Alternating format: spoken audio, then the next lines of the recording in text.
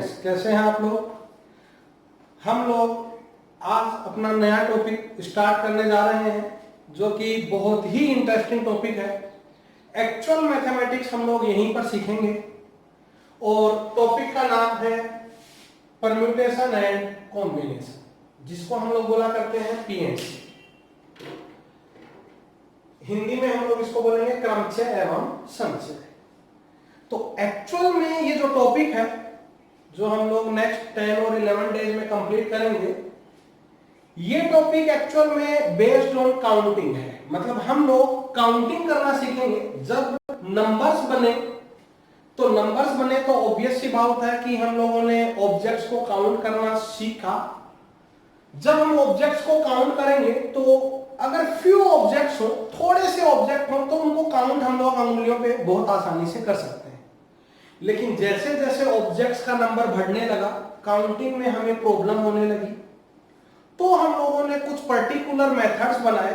उन मेथड्स को हम लोग इस चैप्टर में पढ़ने वाले हैं, जिसका नाम है परम्यूटेशन एंड कॉम्बिनेशन। बहुत ही इंटरेस्टिंग और आसान टॉपिक है, प्योर मैथमेटिक्स है, ठीक है।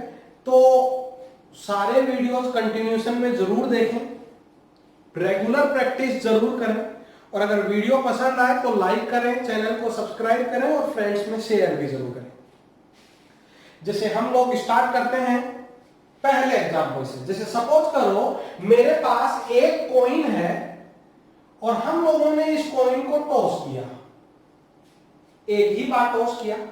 तो एक ही बार टॉस किया तो हमें मालूम है कि पॉसिबल आउटकम्स जो होंगे वो या तो हेड आएगा या टेल आएगा, ठीक है।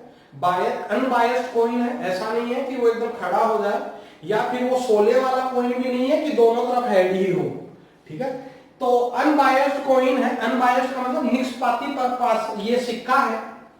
तो एक कॉइन को अगर हम टॉस करें तो या तो हेड आएगा या टेल आएगा। सपोज करो अगर मैं इस कॉइन को 2 बार टॉस करूं, तो हमें मालूम है कि अगर हम लोग 2 टॉस करें इस कॉइन से तो हेड हेड, पहली बार हेड, दूसरी बार टेल, पहली बार टेल, दूसरी बार हेड, पहली बार टेल और दूसरी बार टेल, यानी टोटल पॉसिबल आउटकम्स कितने होंगे? 4, ठीक है। हम लोगों ने अपना पर्सनली बिना किसी मेथड के इसको काउंट किया। लेकिन सपोज करो अगर मैं इस कॉइन को 1000 टाइम्स टॉस करूं तो पॉसिबल नंबर ऑफ आउटकम्स हम लोग अब काउंट नहीं कर सकते। यहां हमें मेथड की जरूरत है, जो मेथड हम लोग इस चैप्टर में पढ़ने वाले हैं परम्यूटेशन एंड कॉम्बिनेशन में। जैसे एक और एग्जांपल हम लोग ने, सपोज करो कि मेरे पास 3 ऑब्जेक्ट हैं ए, बी एंड सी। इन 3 में से मेरे को कोई भी 2 ऑब्जेक्ट सेलेक्ट करने हैं, चुनने हैं, कोई भी 2। तो देखो, या तो मैं ए और बी को सेलेक्ट करूं, या फिर मैं बी और सी को सेलेक्ट करूं, या फिर मैं ए और सी को सेलेक्ट करूं। क्या इनके अलावा कोई और तरीका बनेगा क्या? सिर्फ हमें सेलेक्ट करना है। तो 3 ऑब्जेक्ट में से 2 ऑब्जेक्ट को सेलेक्ट करने का नंबर ऑफ वेज कितना हुआ? टोटल पॉसिबल वेज कितने हुए? 3। लेकिन सपोज करो अगर मेरे पास ये 1000 ऑब्जेक्ट होते और उन 1000 में से मेरे को 10 ऑब्जेक्ट सेलेक्ट करने होते, तो अब हम लोग काउंट नहीं कर सकते। अब हमें पर्टिकुलर मेथड की रिक्वायरमेंट है, जो हम लोग इस कमिंग चैप्टर में पढ़ने वाले हैं। तो आई होप कि आप लोगों को समझ आ गया होगा कि इस पर्टिकुलर चैप्टर में हम लोग सिर्फ और सिर्फ काउंटिंग के मेथड्स पढ़ेंगे और कुछ भी नहीं। सिर्फ किसके मेथड पढ़ेंगे? काउंटिंग के मेथड्स पढ़ेंगे। अगर हम आगे कोई प्रॉब्लम करेंगे, उसमें अगर नंबर ऑफ ऑब्जेक्ट्स फ्यू हुए यानी कम हुए, तो हम वहां भी काउंटिंग करेंगे, कोई मेथड नहीं लगाएंगे। मेथड्स हम लोग केवल तभी अप्लाई करेंगे जब नंबर ऑफ ऑब्जेक्ट्स क्या हो? लार्ज। क्लियर है सब लोगों को? तो इसी सीक्वेंस में हम लोगों के पास सबसे पहला जो रूल है वो होता है मल्टीप्लीकेशन रूल। बहुत ही इंपॉर्टेंट रूल है ये, हमेशा हर प्रॉब्लम में लगभग काम में आएगा, तो थोड़ा ध्यान से समझना। मल्टीप्लीकेशन रूल, इस मल्टीप्लीकेशन रूल को समझने के लिए हम लोग पहले एक एग्जांपल करते हैं। सपोज करो मेरे पास ये एक सिटी है, for example it is Kota, ये सेकंड सिटी है, for example it is Jaipur, और ये थर्ड सिटी है, for example it is Rajkot.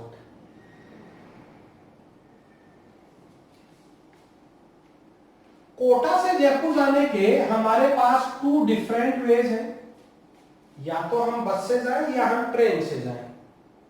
Jaipur से राजकोट जाने के हमारे पास 3 डिफरेंट वेज हैं, या तो हम बस से जाएं या ट्रेन से जाएं या फिर फ्लाइट से जाएं।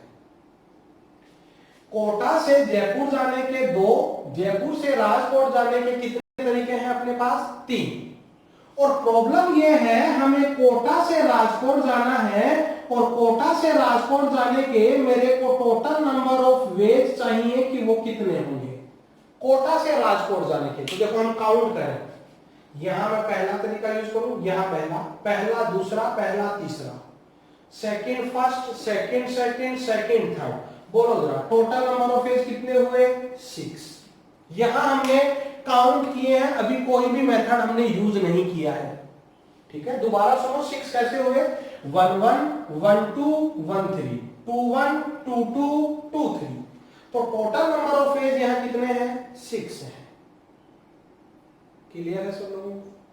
चलो एक और एग्जांपल हम लोग करते हैं।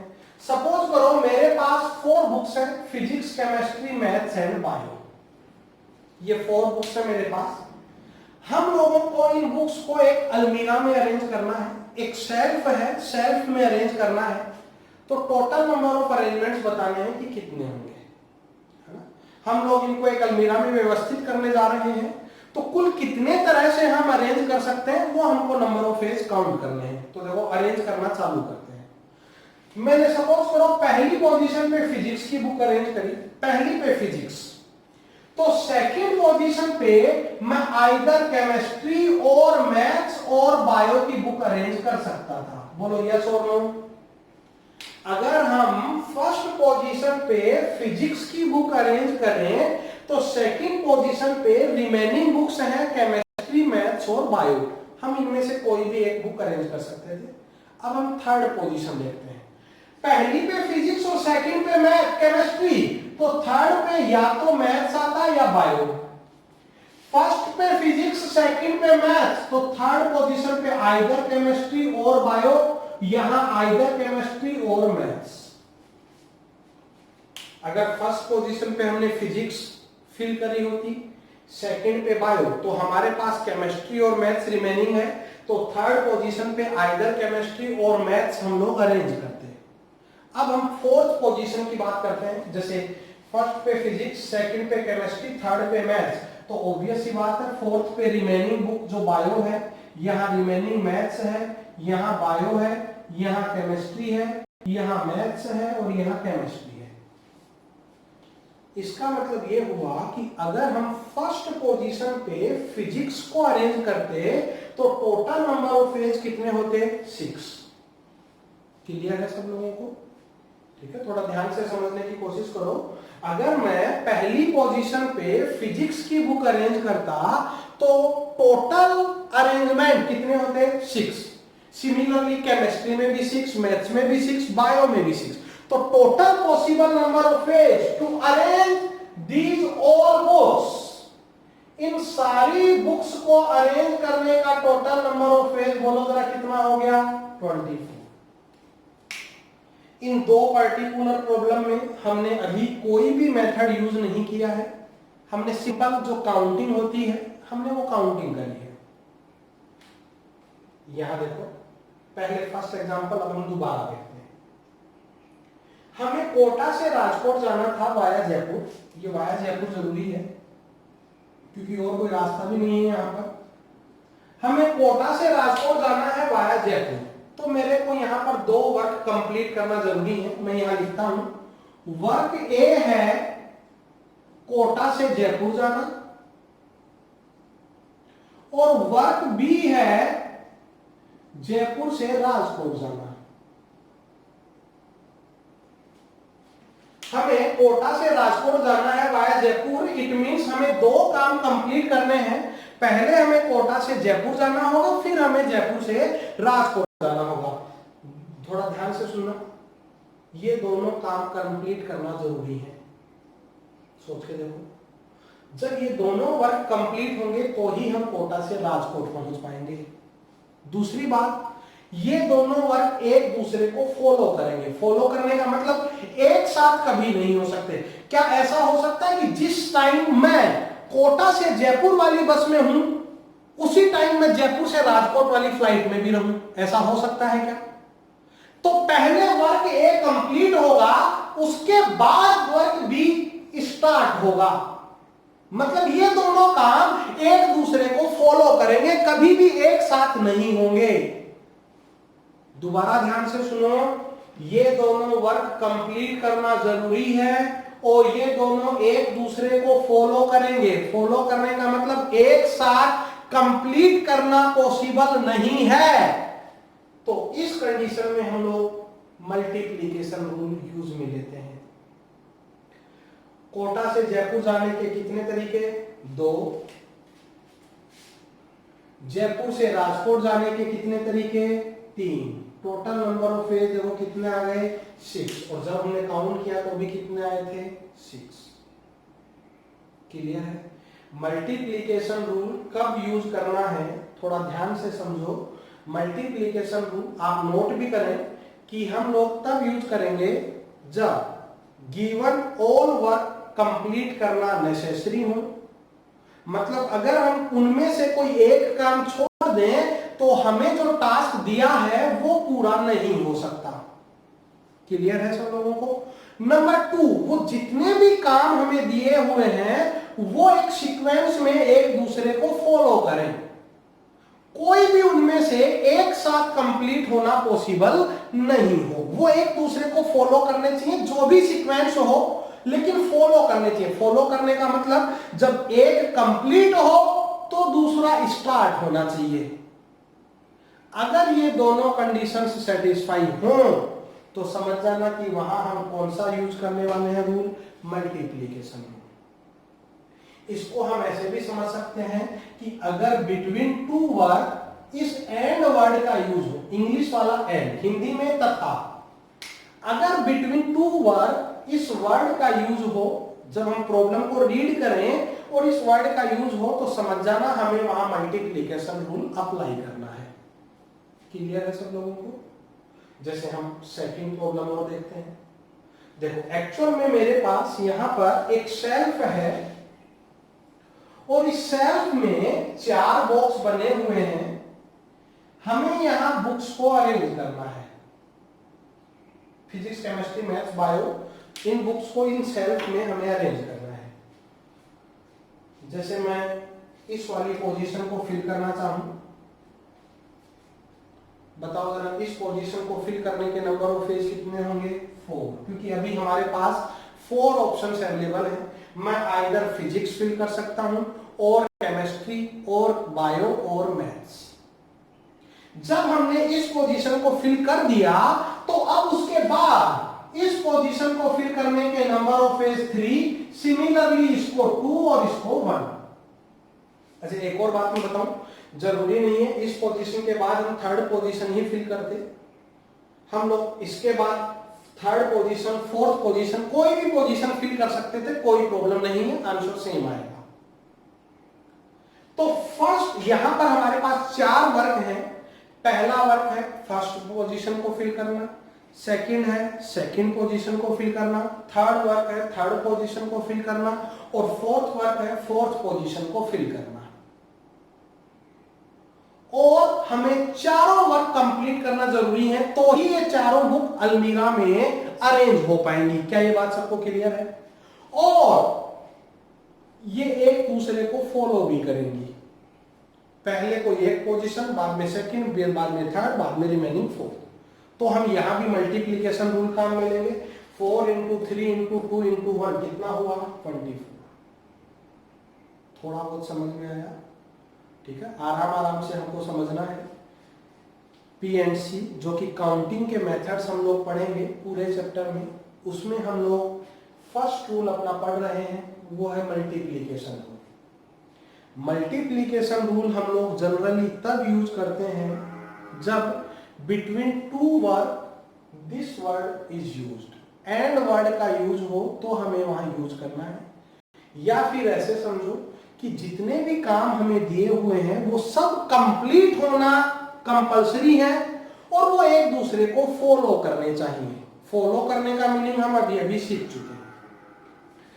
तो मल्टीप्लिकेशन रूल आई होप सब लोगों को क्लियर है। स्टेटमेंट में बोल चुका हूं, आप लोग नोट जरूर करें। जैसे हम लोग एक और एग्जांपल अब बिना काउंटिंग के देखते हैं। एक प्रॉब्लम में लिखता हूं, मल्टीप्लिकेशन रूल पर ही बेस्ड है वो। सपोज करो कि एक सिनेमा हॉल है, उस सिनेमा हॉल में 5 गेट्स हैं for entry and exit. Cinema hall में कितने गेट हैं? 5। हमें total number of ways find करने हैं कि कोई भी आदमी बाहर से अंदर जाए और फिर अंदर से बाहर आ जाए, लेकिन वो दोनों कामों में डिफरेंट गेट का यूज करे। ठीक है, प्रॉब्लम दोबारा ध्यान से सुन लो। हमें total number of ways find करने हैं to enter and exit the cinema hall if he uses different gates. तो देखो मेरे को यहां 2 वर्क कंप्लीट करने हैं। वर्क ए है enter the cinema hall and work B है एग्जिट द सिनेमा हॉल। दोनों काम कंप्लीट होंगे तो ही हमारा टास्क पूरा माना जाएगा। हमें अंदर जाके बाहर आना है, वो तभी होगा जब दोनों काम कंप्लीट हो और दोनों एक दूसरे को फॉलो भी करेंगे। पहले वर्क ए कंप्लीट होगा तो ही वर्क बी स्टार्ट होगा। ऐसा थोड़ी हो सकता है जिस टाइम हम अंदर जा रहे हैं उसी टाइम हम बाहर आते हुए भी नजर आ रहे हैं। पॉसिबल है क्या? तो जब हम अंदर चले जाएंगे उसके बाद हम बाहर आने का प्रोसेस शुरू करेंगे। तो ये दोनों काम कंप्लीट करना जरूरी है और ये एक दूसरे को फॉलो भी कर रहे हैं। कौन सा रूल लगेगा यहां? Multiplication rule. कौन सा रूल लगेगा? Multiplication rule. चलो बताओ जरा, सिनेमा घर के अंदर एंटर होने के नंबर ऑफ फेज कितने हैं? 5। कोई सा भी गेट यूज कर सकते हो। सिनेमा घर के अंदर जाने के कितने तरीके हैं? 5। तुम सब लोग तो गए हुए हो बहुत बार। बाहर आने के, एग्जिट करने के नंबर ऑफ फेज बताओ कितने हैं? 4। 5 नहीं है, डिफरेंट गेट का हमें यूज करना है बाहर आने के, क्योंकि जिस गेट से तुम घुसे थे वहां फादर खड़े हैं अपने। तो बाहर आने के कितने गेट हैं अपने पास? 4। तो यहां एंटर होने के 5 और एग्जिट होने के 4। तो टोटल नंबर ऑफ वेज 5 × 4 कितने होंगे? 20। क्लियर है सब लोगों को? ये हम लोगों का फर्स्ट रूल है मल्टीप्लिकेशन रूल। अगर हम लोग सेकंड रूल की तरफ चले तो हमारा सेकंड रूल होता है एडिशन रूल। पहले हम लोग उसको समझने के लिए एक एग्जांपल दोबारा से लेते हैं। हमारे पास है एडिशन रूल, सेकंड रूल। ये बेसिक रूल्स हैं जो हम लोग आगे भी खूब यूज करने वाले हैं। अगेन हम लोग सेम एग्जांपल लेते हैं। सपोज करो ये कोटा है, ये जयपुर है, ये राजकोट है। कोटा से जयपुर जाने के नंबर ऑफ फेज 2 है, जयपुर से राजकोट नंबर ऑफ फेज 3 है। और अब भाई कोटा से राजकोट भी डायरेक्ट ट्रेन चलने लग गई है और बस भी जाती है। तो कोटा से राजकोट भी नंबर ऑफ फेज डायरेक्ट भी कितने हैं? 2। और अब हमारा प्रॉब्लम ये है, हमें कोटा से राजकोट जाना है, कोटा से राजकोट जाना है और टोटल नंबर ऑफ फेज बताने हैं कि टोटल नंबर ऑफ फेज कितने होंगे। तो देखो मैं यहां पर कोटा से राजकोट 2 तरह से जा सकता हूं। या तो हम लोग वाया जयपुर जाए या हम लोग डायरेक्ट जाए। कोटा से राजकोट आइदर हम वाया जयपुर जाए और डायरेक्ट जाए। बोलो यस और नो। डायरेक्ट जाने के नंबर ऑफ फेज कितने? 2। वाया जयपुर जाने के हम लोगों ने अभी अभी देखे थे नंबर ऑफ फेज कितने? 6।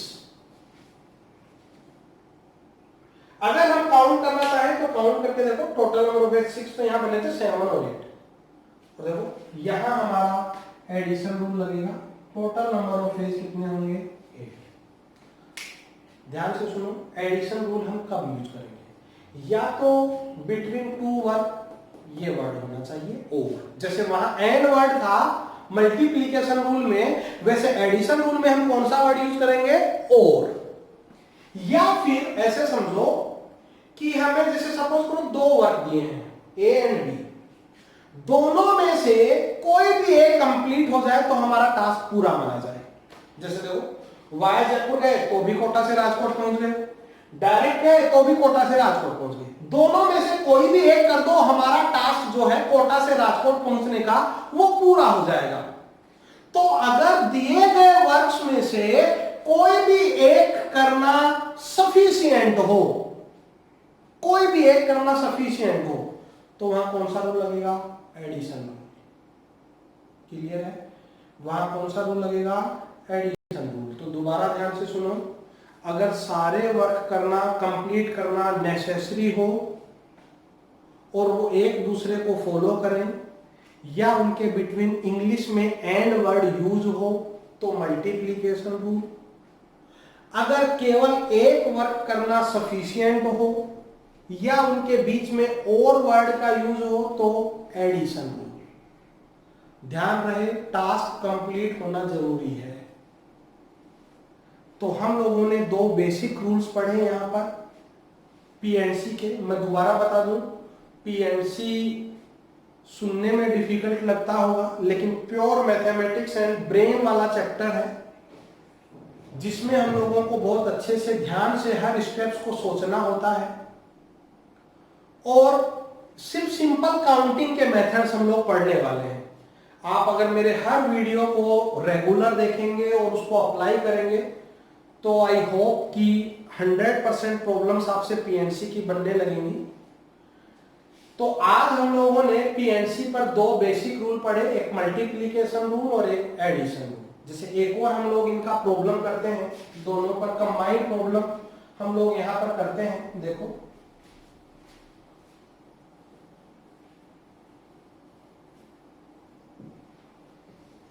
सपोज करो मैंने टाउन बनाया है कुछ टाउन, ये टाउन ए है, ये बी है, ये सी है, ये डी है, ये ई है।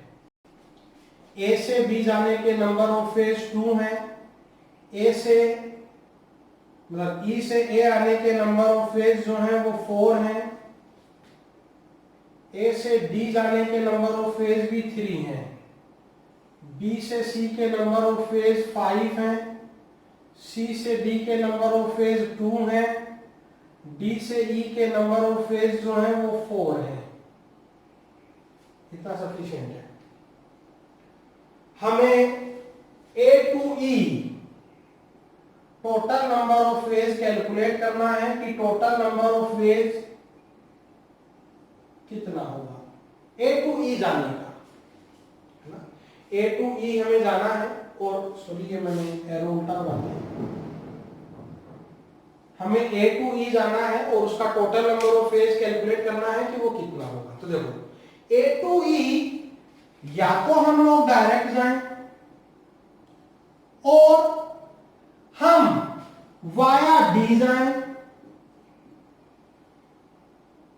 या फिर हम via B C and D जाएं।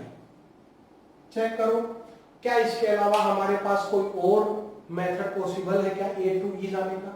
या तो हम डायरेक्ट ई जाएं ए टू ई, या फिर वाया डी जाएं, या फिर via B C D and E जाएं। डायरेक्ट जाने के टोटल नंबर ऑफ फेज कितने हैं 4। अच्छा वाया डी जाने के लिए सोच के देखो, वाया डी जाने के लिए हमें पहले ए से डी जाना होगा एंड डी से ई आना होगा। यहां एंड वर्ड यूज हो रहा है, तो एंड वर्ड का मतलब हम लोग पढ़ चुके हैं कि हमें कौन सा रूल काम में लेना होगा, मल्टीप्लिकेशन रूल। कौन सा रूल काम में लेना होगा, मल्टीप्लिकेशन रूल। तो ए से डी जाने के 3 एंड डी से ई के 4, तो ये हुए 12। सिमिलरली ए से बी जाने के 2 into 5 into 2 into 4, ये टोटल होगा कितना 80। तो देखो यहाँ और वर्ड है, या फिर यूं समझो इन तीनों में से मैं कोई भी एक टास्क अगर कंप्लीट कर देता हूं, कोई भी एक वर्क कंप्लीट कर देता हूं, तो हम लोगों को जो गिवन टास्क है ए से ई जाने का वो पूरा हो जाता है। तो हमें इनमें से कोई भी एक कंप्लीट करना है, तो मैं यहाँ कौन सा रूल काम में लूंगा, एडिशन रूल। जैसे ही हमने इन सबको ऐड किया तो total number of ways from A to E हमें कितना मिलने लगा, 96। क्लियर है? तो आई होप कि ये दोनों बेसिक रूल, मल्टीप्लिकेशन रूल और एडिशन रूल आपको समझ आए होंगे। यूज कब करना है ये भी समझ आया होगा। आज इतना सफिशिएंट है, आप इन्हीं को दोबारा 2 बार वीडियो आज देखें और इस पर कुछ बेसिक प्रॉब्लम करने की कोशिश करें। कल हम लोग इन्हीं रूल्स का यूज करते हुए कुछ और प्रॉब्लम्स आगे करेंगे। रेगुलर स्टडी करते रहें, चैनल को लाइक सब्सक्राइब जरूर करें और अपने फ्रेंड्स में शेयर करें। कोई भी डाउट हो आप मेरे से कमेंट सेक्शन में या मैंने डिस्क्रिप्शन में अपना व्हाट्सएप नंबर दिया है, कॉल या व्हाट्सएप करके आप मेरे से डिस्कस कर सकते हैं। ठीक है, थैंक यू।